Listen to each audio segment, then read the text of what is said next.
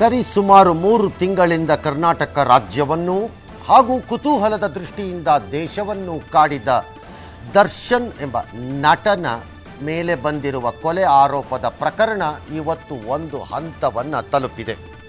ಅಂದರೆ ಆರೋಪ ಪಟ್ಟಿ ನ್ಯಾಯಾಲಯಕ್ಕೆ ದಾಖಲಾಗಿದೆ. ಕಾನೂನಿನ ಪ್ರಕ್ರಿಯೆ ಮಗದೊಂದು ಹಂತದಲ್ಲಿ ಮುಂದುವರೆದಿದೆ.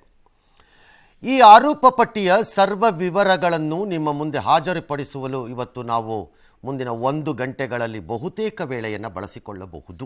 ಕಾರಣ ಆರೋಪ ಪಟ್ಟಿಯೇ ಆ ಗಾತ್ರದಲ್ಲಿ ಇದ್ದಂತೆ ಇದೆ ಮತ್ತು ಅದರ ಒಳಗೆ ಇರುವಂತಹ ಕಥೆಗಳು ಅಥವಾ ಆರೋಪಗಳ ರೀತಿ ಇರುವಂತಹ ಮಾಹಿತಿಗಳಂತೂ ವಿಪರೀತವಾಗಿ ಘನಘೋರವಾಗಿ ಬೆಚ್ಚಿ ಬೀಳಿಸುವಂತಿದೆ. ಹಾಗಾಗಿ ಸಹಿಸಿಕೊಳ್ಳಿ ಮುಂದಿನ 1 ಗಂಟೆ ಕಾಲ. ಇವತ್ತಿನ ಬಿಗ್ ಬುಲೆಟಿನ್ಗೆ ನಿಮ್ಮನ್ನು ಸ್ವಾಗತಿಸ್ತಾ ಇದ್ದೀವಿ.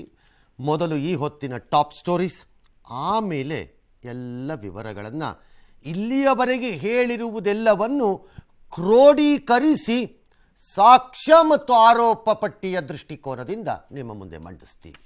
Top stories.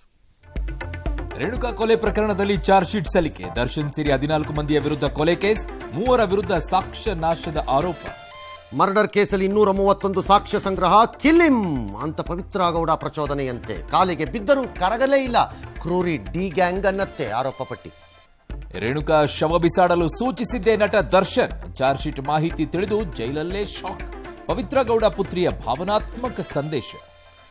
ಸ್ಯಾಂಡ್ಲ್ವುಡ್ ಅಲ್ಲೂ ಏಳುತ್ತಾ ಮೀಟು ಬಿರುಗಾಳಿ. ಲೈಂಗಿಕ ದೌರ್ಜನ್ಯ ತನಿಖಾ ಸಮಿತಿ ರಚಿಸಿ ಸಿಎಂಗೆ ಸುದೀಪ್, ರಮ್ಯಾ ಸೇರಿ 153 ಮಂದಿ ಮನವಿ.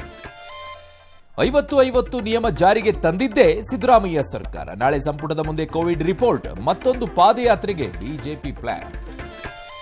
ಯುಪಿಎಸ್ಸಿ ಪರೀಕ್ಷೆ ದಿನವೇ ಪಿಎಸ್ಐ ಎಕ್ಸಾಮ್ ನಿಗದಿ. ರಾಜ್ಯ ಸರ್ಕಾರದಿಂದ ಎಡವಟ್ ನಿರ್ಧಾರ. ಪರೀಕ್ಷೆ ದಿನಾಂಕ ಬದಲಿಸಲು ಬಿಜೆಪಿ ಆಗ್ರಹ.